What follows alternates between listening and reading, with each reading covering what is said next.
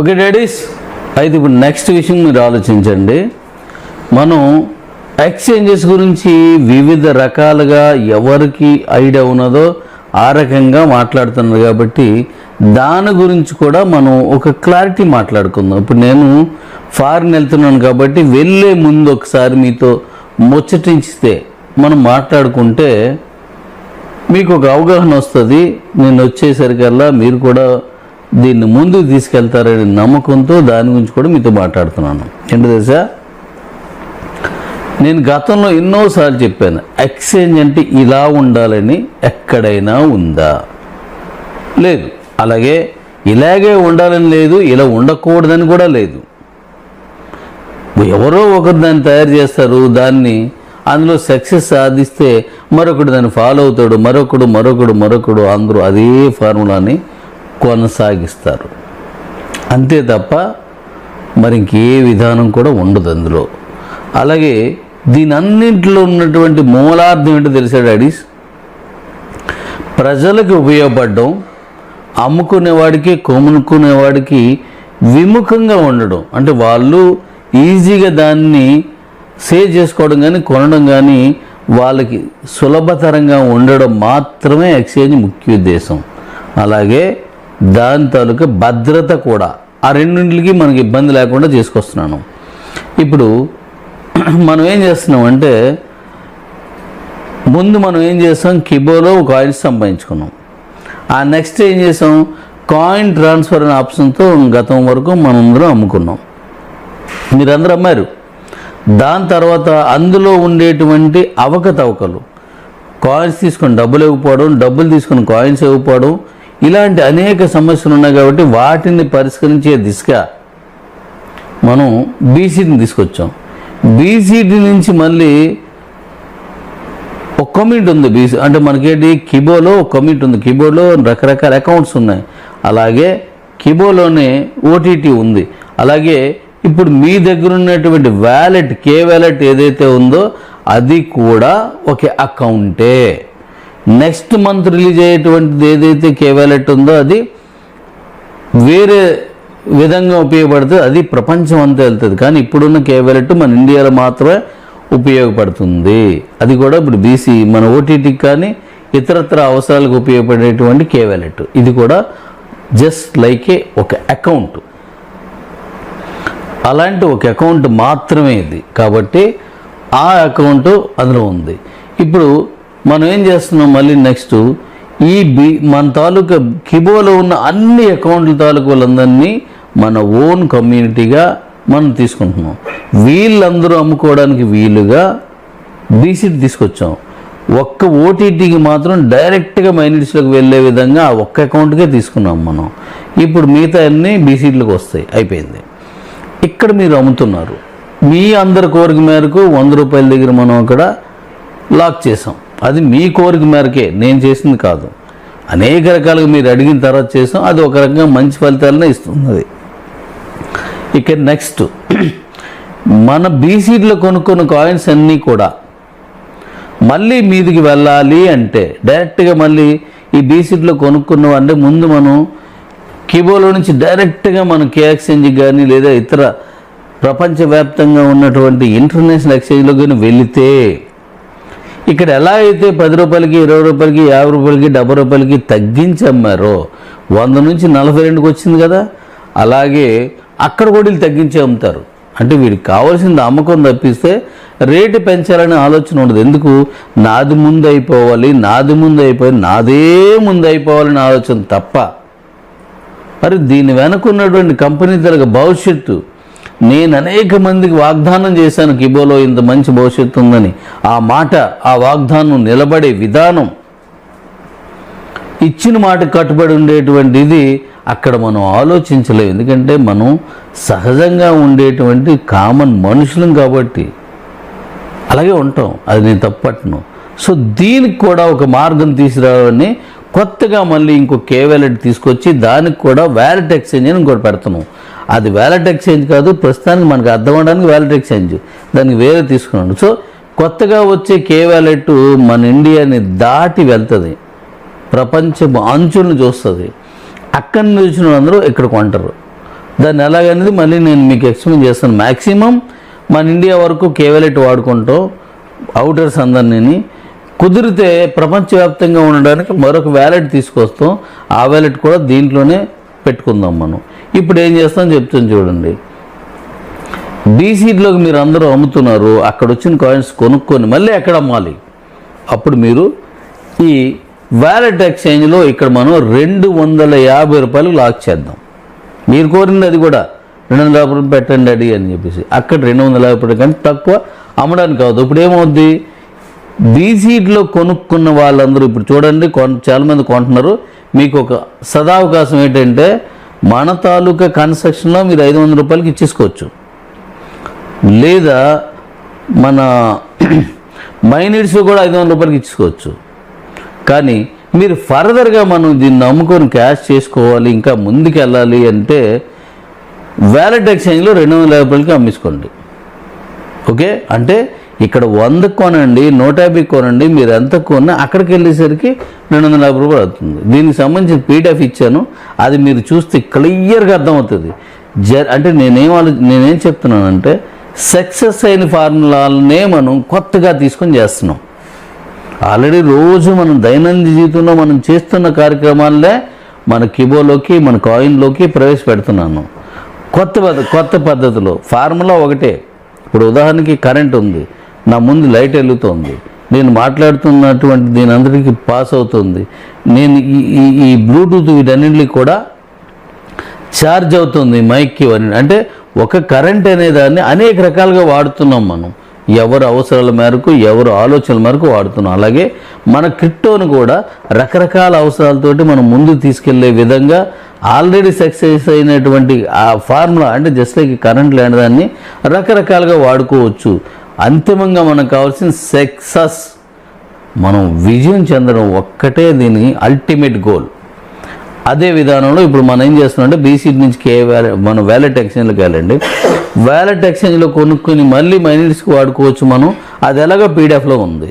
ఇప్పుడు మైనిడ్స్ నుంచి మళ్ళీ ఏం చేస్తామంటే కే ఎక్స్చేంజ్లోకి మేము దీన్ని తీసుకెళ్తాం. కే ఎక్స్చేంజ్లో మనం ఏం చేస్తాం, దాన్ని 750 రూపాయలు లాక్ చేసుకుంటాం. అక్కడి నుంచి మీరు ఏ ప్రపంచంలో ఉన్న ఏ ఎక్స్చేంజ్లోకైనా మీరు పట్టుకెళ్ళండి.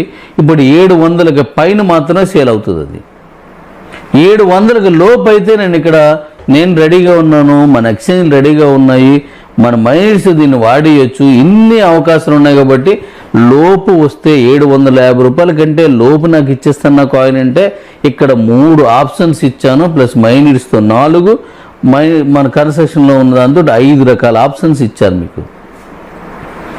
మరి ఇతర ప్రపంచ దేశాలకు వెళ్ళినప్పుడు ఈ రేట్ తక్కువ రేటుకి అమ్మాల్సిన పని లేదు, మీ దగ్గర ఉండే అవకాశం ఎక్కువ వస్తేనే మీరు ఇతర ఎక్స్చేంజ్లోకి వెళ్ళండి. లేదా నేను ఇక్కడ కూర్చున్నాను డాడీస్, నాతో పాటు మీరు అందరూ ఉన్నారు, ఈ విధానాన్ని వాడుతున్నాం. ఇప్పుడు ప్రపంచ మార్కెట్లోకి వెళ్ళిపోయిన తర్వాత రేటు మీ ఇష్టం, ఎక్కువ కమ్ముతారా తక్కువ కమ్ముతారా ఎంత కమ్ముతారో మీ ఇష్టం వచ్చినట్టు అమ్మండి, ఏం పర్లేదు. కానీ తగ్గించి అమ్మకుండా ఉండడానికి అక్కడ మీకు ఎలాంటి లాక్ ఉంటుందంటే మీరు కొన్నిదే 750 రూపాయలు కనుక అంతకు లోపు అమ్మలేరు. నష్టానికి ఎవరు చేస్తారు డాడీ? ఎవరు నష్టానికి అమ్మరు కదా. కాబట్టి లాభానికి అమ్ముకోండి. లేదు ఆల్రెడీ కింద ఉన్న వీటన్నింటిలో ఇది వెళుతోంది. ఒకవేళ మీరు కే ఎక్స్చేంజ్ దాటి ఇతర ఎక్స్చేంజ్లోకి వెళ్తే ఏం చేయాలో నెక్స్ట్ చెప్తాను. నేను ఏం చేయాలో, ఎక్కడికి వెళ్ళినా మీ తోడే ఉంటా, మీ తోటే ఉంటా, మీ వెంటే ఉంటా, మీ వెన్నంటే ఉంటా, మీ నట్టింటి ఉంటా, నో ప్రాబ్లం. మనం కలిసి పనిచేద్దాం, కలిసే ఉందాం. మిమ్మల్ని వదలను. ఎన్నాళ్ళు వదలను? 100 ఏళ్ళకి పైబడి నీతో ఉంటాను.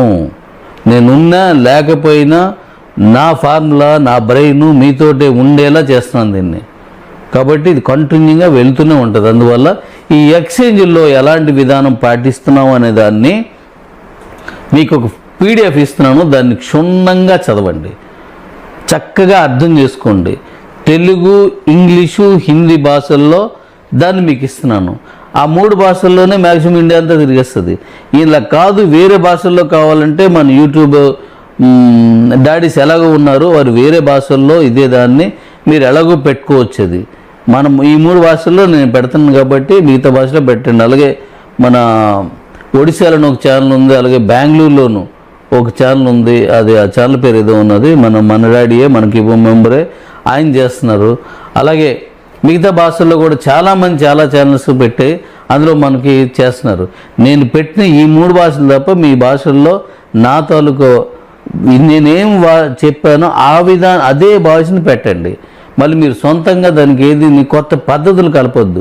చెప్పడానికి మీరు ఏ సిస్టమైనా వాడచ్చు, బట్ కొత్త వాగ్దానాలు చేయకుండా మీరు చేసుకోవచ్చు. ఓకే డాడీ, దాని ఎనఫ్. ఇప్పుడు మన ఎక్స్చేంజ్ అన్నీ ఒకటి తర్వాత ఒకటి రిలీజ్ చేస్తున్నాను. దాని అంతా మీ కాయిన్ ఖచ్చితంగా అద్భుతమైన లైన్కి వెళ్తుంది. ఇప్పుడు నేను చెప్తున్నాను, మన దగ్గర ఉన్న కాయిన్స్, మీ దగ్గర ఉన్న స్టాకబుల్ కాయిన్స్కి మినిమం 100, 500, 750, 250, 500, 750 అంతకు మించిన గ్యారంటీ మీకు ఇచ్చినప్పుడు మీ దగ్గర ఉన్న కాయిన్స్ ఎంత రేట్ వస్తుందో మీరు తెచ్చుకోండి. వస్తూనే ఉంటుంది. ఇంకా నేను తీసుకున్నటువంటి అనేక ఫార్ములాలు ఉన్నాయి. నేను ఎప్పుడూ ఒకటే చెప్తుంటాను, ప్రపంచంలో నెంబర్ 1 కాయిన్ మనది ఉండాలి తప్ప నెంబర్ 2 కూడా సహించేది లేదు. గెలిచే వరకు పోరాడతాను, గెలిచేలా పోరాడతాను. గుర్తుపెట్టుకోండి, గెలిచే వరకు పోరాడుతూనే ఉందాం, లేదా గెలిచేలా పోరాడదాం. కానీ అల్టిమేట్గా గెలిపే లక్ష్యం. అసాధ్యలేం కావు. అబ్రహం లింకన్ గురించి మీకు తెలుసు.